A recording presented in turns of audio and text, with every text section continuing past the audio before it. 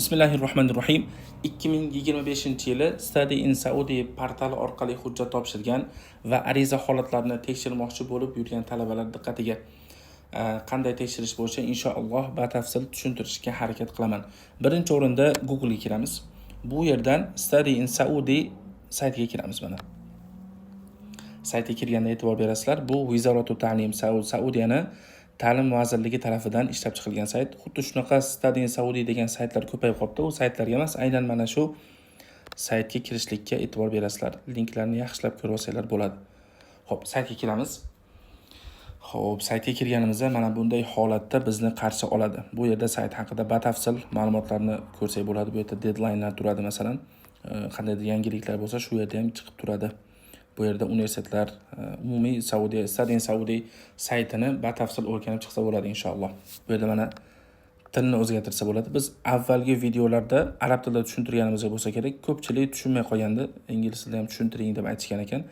Inshaalloh ingliz tilida tushuntirishga harakat qilamiz. Mana bu yerda mana tepa tarafda login yozuvi turibdi. Mana shu yozuvga yozamiz. Bu yerda create a new account deyapti. Agar account yo'q bo'lsa, bu saytga yangi kirgan odam bo'lsa, sayt account o'zi yaratmoqchi bo'lsa, mana shu yerdan kirib account ochsa bo'ladi o'ziga. Lekin hujjat topshirgan talabalarga biz account ochib berganmiz. Mana bu yerda mana loginga kiradi. Va bu yerda birinchiga login, ismul mustaqdim, birinchiga login, ikkinchiga parol, uchinchiga mana bu rasmda qaysi yozuv bo'lsa mana xatosiz mana shu yozuvlarni ezib, mana bu yerda mana duxul yozuvi turibdi. Mana shu yerga yozishimiz kerak. Xo'p, saytni to'ldirganimizdan keyin mana duxul degan yerga ezdik. Endi bu yerdan lichniy kabinetga kirdik. Sayt ichida bizga ochilgan lichniy kabinet. Hujjatlarni, ariza holatlarini tekshirish uchun chap tarafda mana ikkita chiziqcha turibdi. Shu yerga ezamiz. Bu yerga ezganimizda pastda, eng pastda mana my service turibdi. Bu yerga ezamiz. Bu yerda eng oxirgi mana my request. Shu yerga ezamiz. Mana biz holatimiz ko'rinib turibdi. Pastga tushganimizda 2023-yili 2-dekabrda hujjat topshirilgan va bu hujjatlar rad etilgan. 2025-yili 17-fevralda qaysidir yana bir nimaga topshiribdi. Buni holati ko'rinib turibdi mana. Tepada mana 2025-yili 3-iyunda Madina Islom universitetiga hujjatlar topshirilgan. Bu yerda sarg'iz ko'rinishda hujjatlarni zayafka holatini ko'rsak bo'ladi.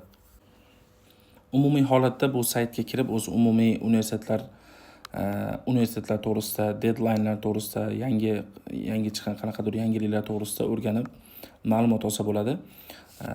2022 yoki 23-yildan boshlab hamma universitetlar mana shu Study in Saudi portaliga ulangan.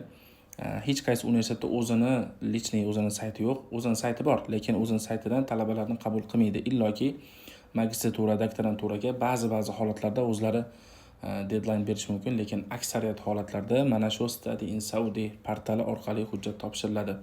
Bu sayt boyagi aytib o'tganimizdek Saudiyani ta'lim vazirligi tarafidan ishlab chiqilgan va Saudiyadagi deyarli barcha universitetlarga ulangan. Mana shu hujjat topshirgan talabalar shu sayt orqali hujjatini topshiradi. Saudiya ta'lim vazirligi hujjatlarni ko'rib chiqadi, universitetlar o'zlari hujjatlarni ko'rib chiqadi va mana shu yerda qabul qilinadi. Aksar holatlarda universitet o'zi qabul qiladi, dastlabki qabulni jo'natadi. Nimaga ta'lim vazirligi hujjatlarni yana qaytadan ko'rib chiqib, tahlil qilib, ular ham agar nima qilsa, rozi bo'lsa, ya'ni shu bilan talaba universitetga qabul bo'ladi. Bu narsa 3 oydan 6 oygacha, balkim 1 yilgacha davom etishi mumkin. 2024-yili hujjat topshirib, hozirda mana 2025-yili 1-semestrni tugatgan talabalar bor, lekin 2024-yilda boshida qabul bo'lgan talabalar mana 2025-yilda hozir iyun oyida turibmiz. Haligacha vizalarni olmagan talabalar ham bor. Bu umuman universitetlarda o'zlariga bog'liqli narsa. Talaba qabul bo'lgandan keyin ham viza jo'natishi, bilet jo'natishi, shunga o'xshagan narsalari ba'zi kechikishi mumkin. Vallohu ta'ala a'lam va sallallohu ta'ala ala xayri xalqihi Muhammad va ala alihi va sahbihi va sallam.